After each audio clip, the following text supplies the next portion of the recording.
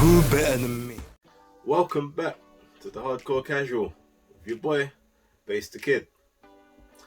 Like and subscribe, all that good stuff.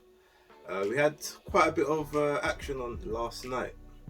Fridays, bit odd to have so many cards on a Friday night, but it was also a bit refreshing. It means I might actually get to bed at a reasonable time Saturday, so I won't be mash up for the whole of Sunday. Who knows? But yeah. First card I suppose I'll touch on is the Oscar Valdez card. Now, I stated in a previous episode I wouldn't be watching that match, just out of principle, and true to my word, didn't. Don't know anything about it apart from the fact that he won a unanimous decision. I saw that on a advert somewhere, advert for a story on my phone when I was flicking through something else. The fight I did watch was my man Junto Nakatani against Angela Costa. What a match. For as long as it lasted. Another match that was stopped by the doctors and the referees due to, well, in this case it wasn't a bad cut, it was excessive blood loss for such a smaller fighter. To be honest, if that's the rules that they've got nowadays, like, I can't really complain. Obviously, I know a larger athlete would probably be able to lose a lot more blood, like, relatively, than a smaller one, because their frame houses less blood within it. So I can't complain at that, but the right man won.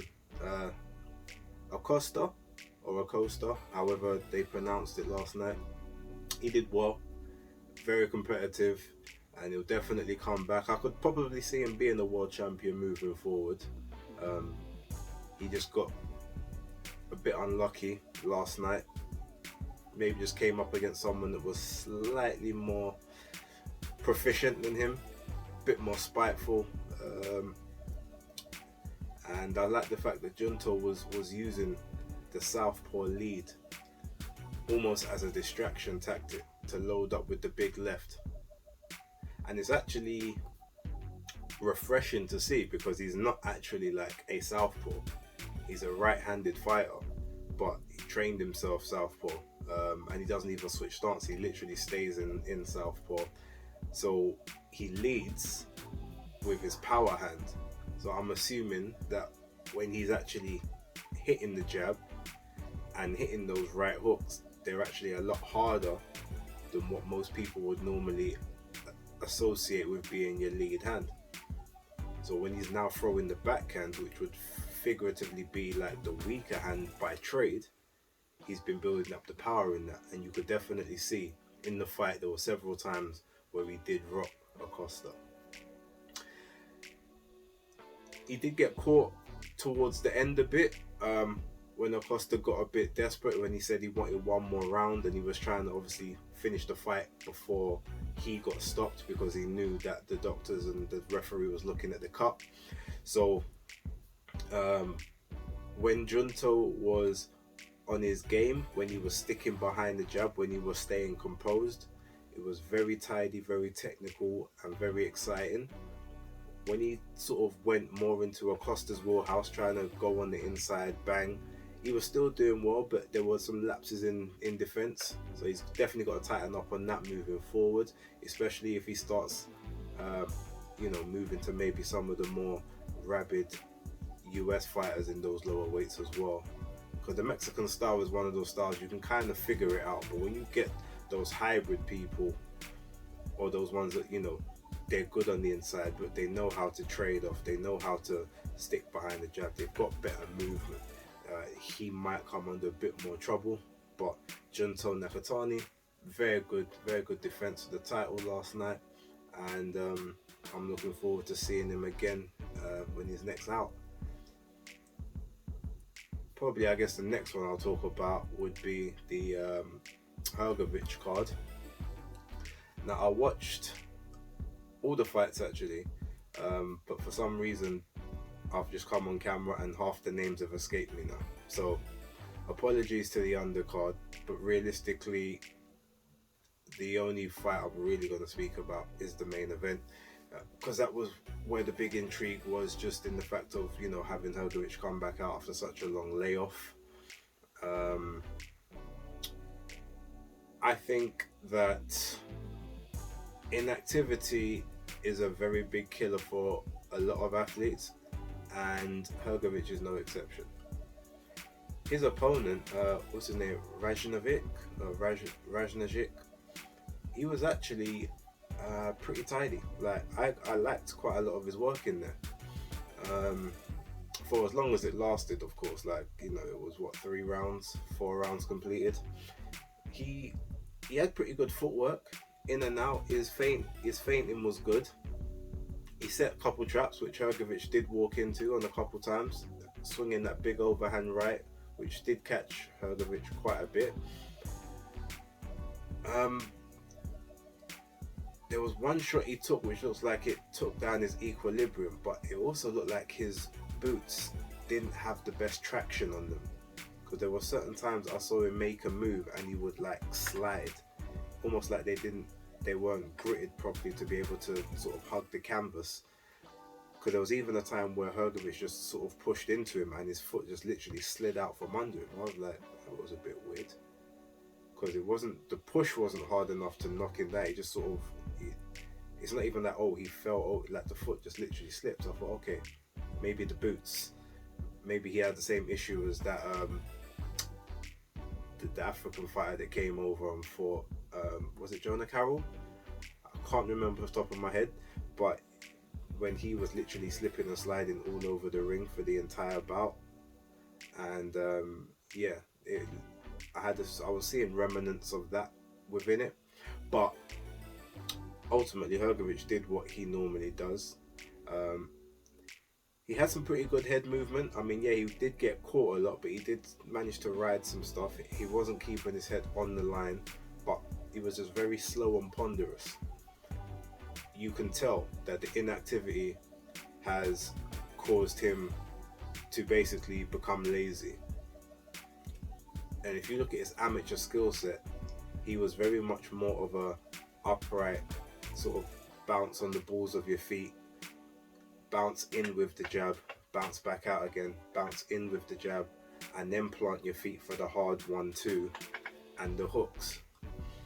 But he was a lot more sort of fluid in movement. It seems that when he got to the pros and he started knocking people out, all he seems to be focusing on now is power, because that's all I'm really seeing, like him just trying to set up power shots or just trying to load up on punches. There's the same finesse he used to have, the same fluidity, the same like combination work or tactics, trap setting. I don't see as much of it anymore. That coupled with the inactivity, I mean, he looked heavy, he looked slow and ponderous, and at this moment in time, yeah, he has power, and that can obviously take you a long way, because as they say, it only takes one shot in the heavyweights. But against a better opponent, I can see him getting unstuck. Someone with some speed, not a huge amount, just a little bit of speed, some good movement, and a little bit of pop themselves, at this stage I feel would have a field day with him. Unless he gets the weight under control, brings that back down a bit, like works on his actual boxing again, and not just trying to be a knockout artist. Yeah, I don't really see it ending in the best way for him, unless the chin is able to hold up to the amount of damage that he will take fighting those people moving forward. But again, I want to give a shout out to his opponent, Rajnajic, because he got knocked down 5 times, got up 5 times, never looked like he wanted to be pulled out of the fight, still tried to carry on, knowing that it was probably only going to go one way. He could have sat down on the last one, but he didn't. A couple of those knockdowns, as I said, they looked a bit more like he was just didn't have his legs under him, or he just couldn't keep his balance, which I think is a reason why the ref let the fight carry on, because there were a couple times it didn't look like a shot was hard enough to really hurt him. Like his the first knockdown, which was the sweeping hook to the temple. That one definitely was a legit one. The second one was a stinging straight right, and then I believe it was a hook afterwards. But the straight right was the shot that hurt him initially. But then there was a couple others where literally his legs just dropped from under him. So I have to assume that the ref probably saw that as well, saw his reaction, saw the way he was getting up, and figured, okay, he still seems to be prepared to go. But I guess after the fifth knockdown, he said, all right, I'll let you finish the round, but I can't let you come out again because it's just going one way and it's just going to be more of a beating. And when the ref did call it off, he looked a little bit like, oh, come on. But then I think he thought, Lord, you know what? I'll put myself in the shop window for some bigger fights now against other opponents, and the ref maybe did the right thing, so I can't even complain too much. And I definitely think we'll see him again against some either up and coming prospects or like some people that are sort of just at that ceiling just before sort of the world level, or even on a couple like stay busies for some of the middle guys. You know, you can't really run him out for like a big name like a Dillian tune-up or an AJ tune-up or even a Derek Chisora, but you can kind of, you know, give him to the people like the Fabio Wardleys. I could imagine him probably getting in the ring with Alan Babbage, because they'd use that as a measuring stick. Okay, if you could take this guy out with it in the same way that Hrgović took him out, maybe that's the fight to make. But yeah, as I said, overall, it was a good fight card.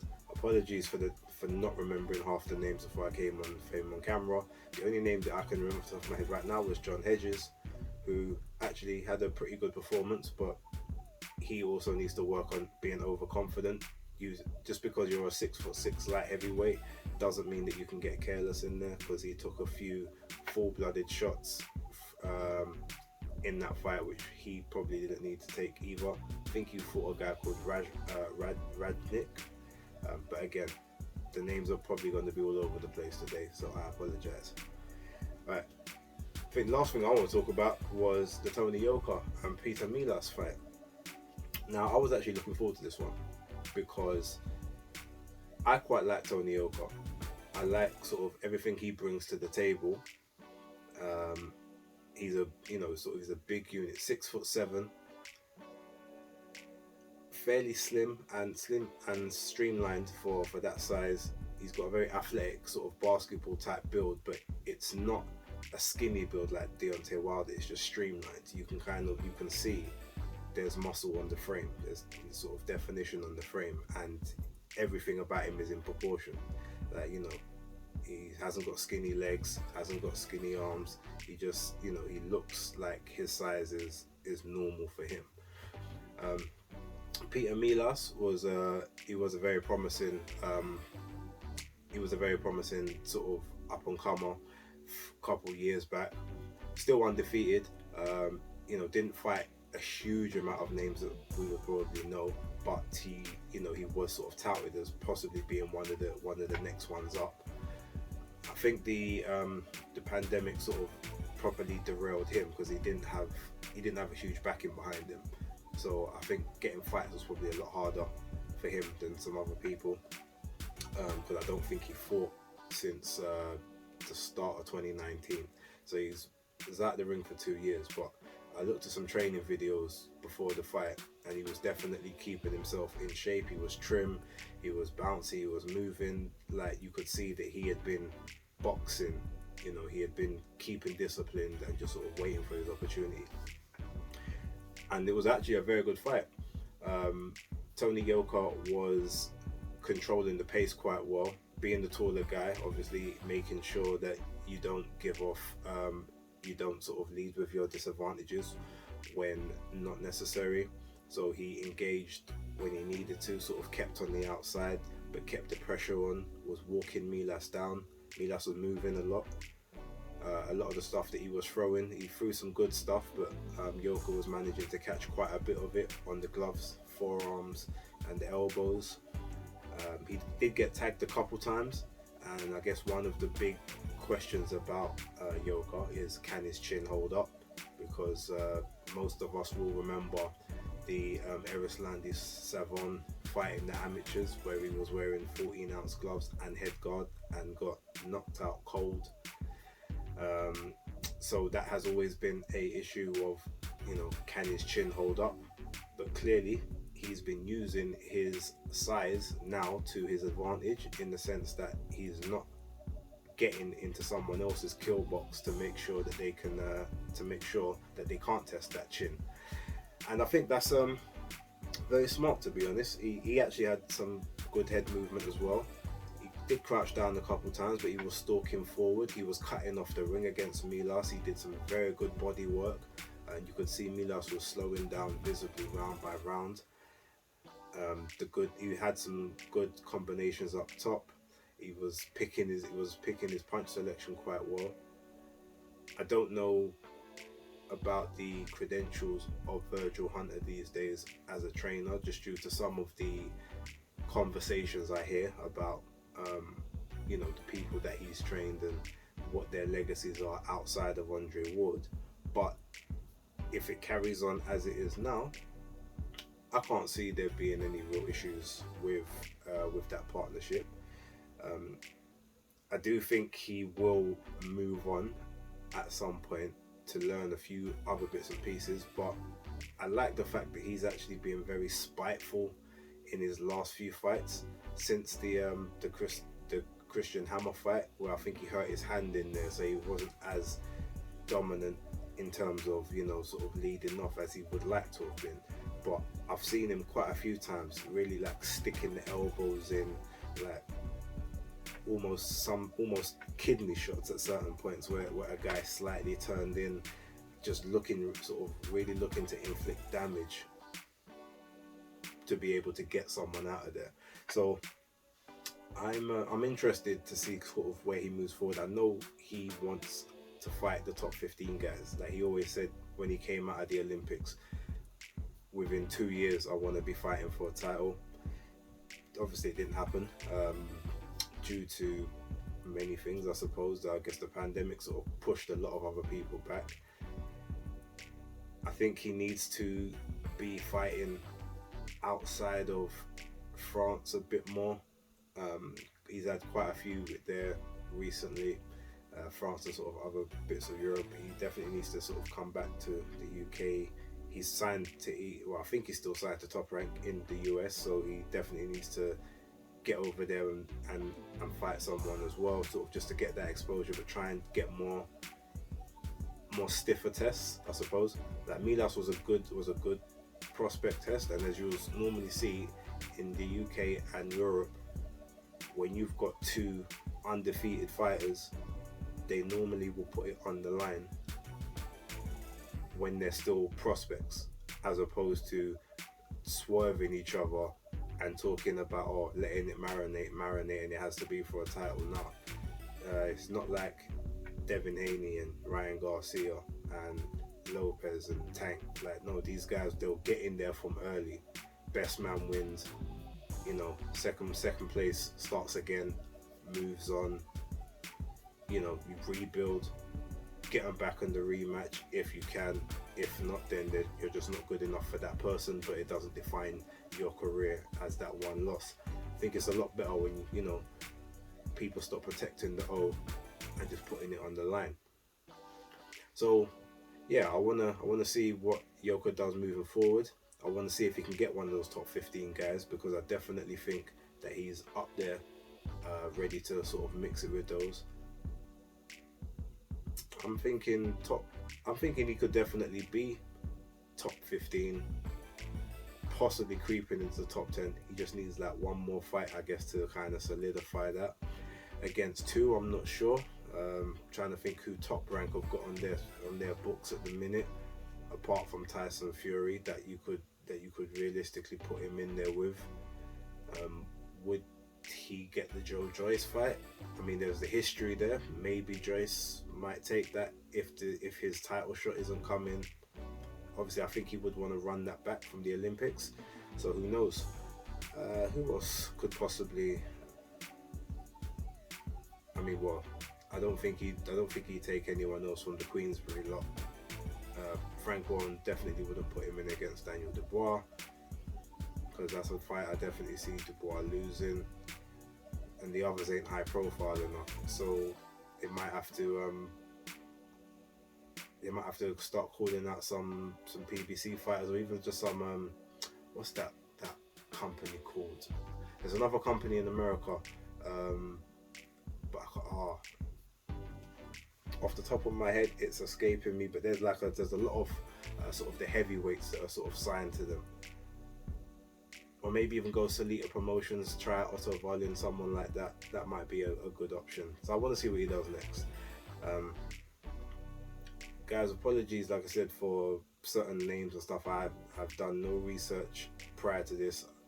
Sometimes the memory is thinking of other things. All I'm really caring about at the minute is getting to the gym, because it's getting a bit late now.